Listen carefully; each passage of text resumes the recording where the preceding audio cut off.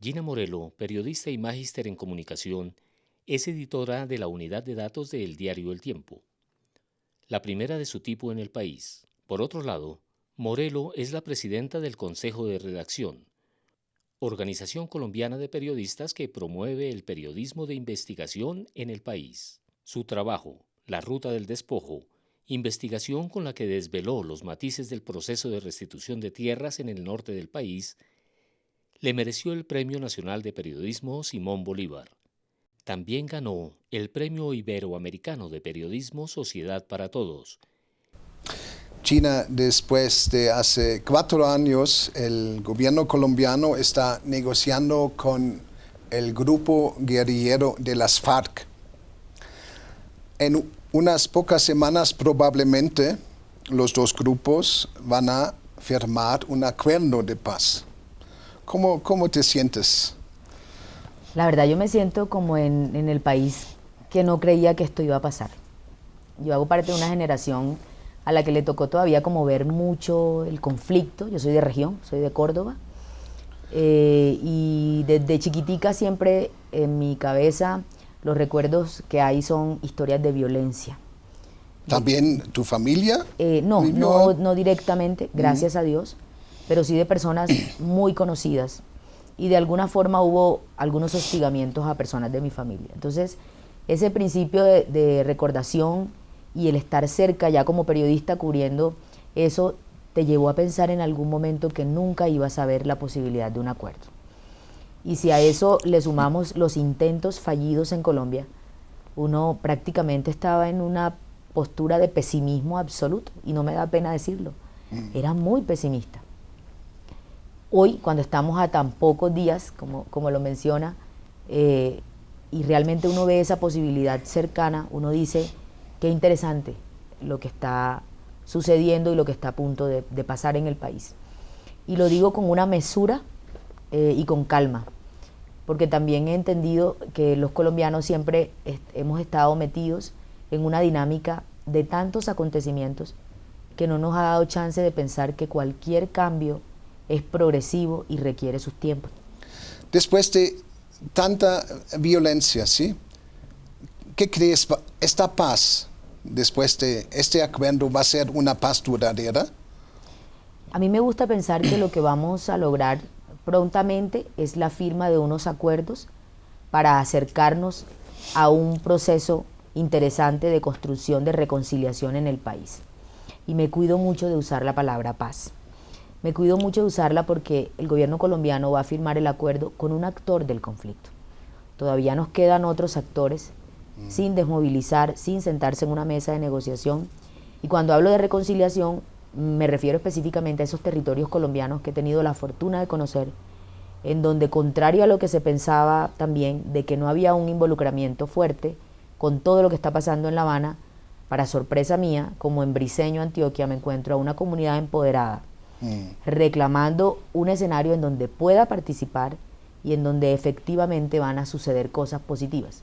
¿Qué falta cambiar? ¿Qué reformas, por ejemplo, en la área política van a ser necesarias? Que hay reformas interesantes desde el aparato estatal como tal y cómo viene funcionando en estos momentos. Me pregunto si es necesario un ministerio del posconflicto, o me pregunto si dentro de los ministerios deben haber áreas dedicadas exclusivamente a ello. Me pregunto frente al tema de tierras, que en Colombia es supremamente crucial, o el agro, la infraestructura que hoy tenemos de un Ministerio de Agricultura, de un INCODER, o sea, con todo respeto creo yo, que se queda corto, pequeño frente al reto tan grande que se tiene justamente de buscar una igualdad en el campo colombiano, que es donde arranca el fenómeno del conflicto. Y si hablamos de paz territorial, nuestros políticos regionales, nuestras gobernaciones, nuestras alcaldías, ¿cómo van a entrar a tono con esta política que se traza desde el Estado y que se deriva de los acuerdos? O sea, esa articulación que debe pasar del discurso a la acción requiere instituciones fuertes. Tenemos una polarización en el país.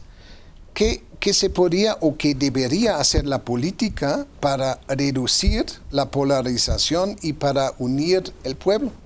Ir a las regiones y quedarse en las regiones, y no solo escuchar a los pobladores de las regiones, sino construir con ellos la transformación.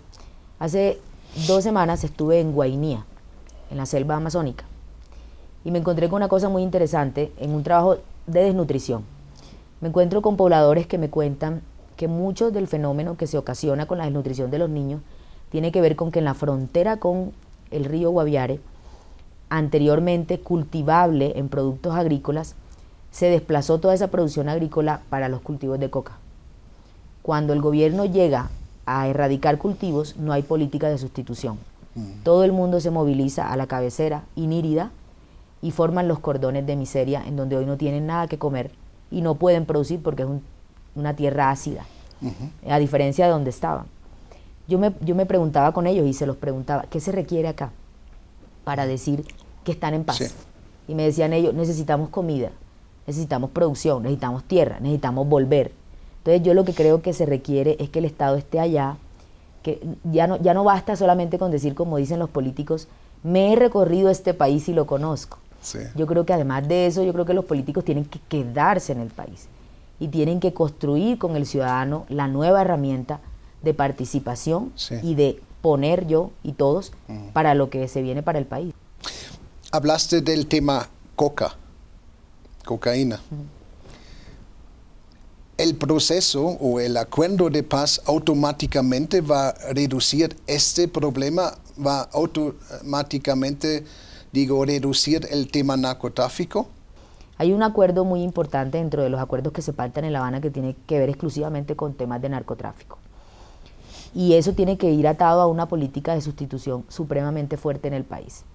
Y ahí creo yo que está anclado gran parte del éxito.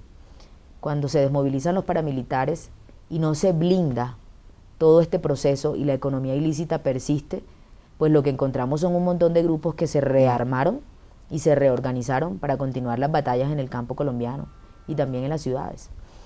Si el fenómeno del narcotráfico sigue creciendo como de alguna manera se sostiene en algunos territorios, y si la política no supera los escenarios incluso de erradicar coca y de sustituir, sino otros, que es empoderar al ciudadano a pensar que la economía ilícita no es la vía, estaríamos en peligro.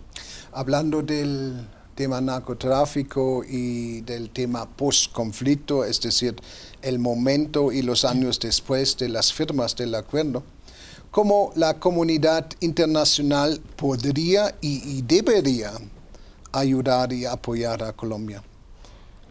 Yo creo que hay un papel muy interesante que debe jugar la comunidad internacional.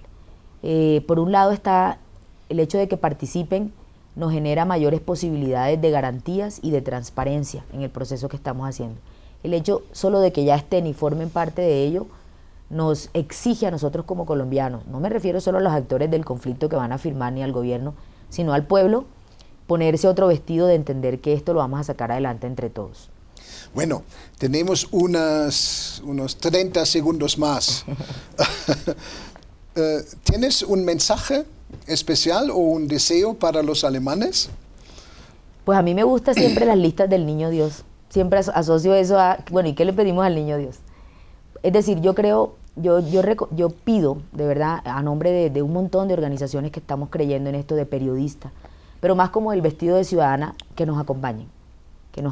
Nosotros necesitamos que nos ayuden a caminar en esto que se viene para el país. No queremos sentirnos solos.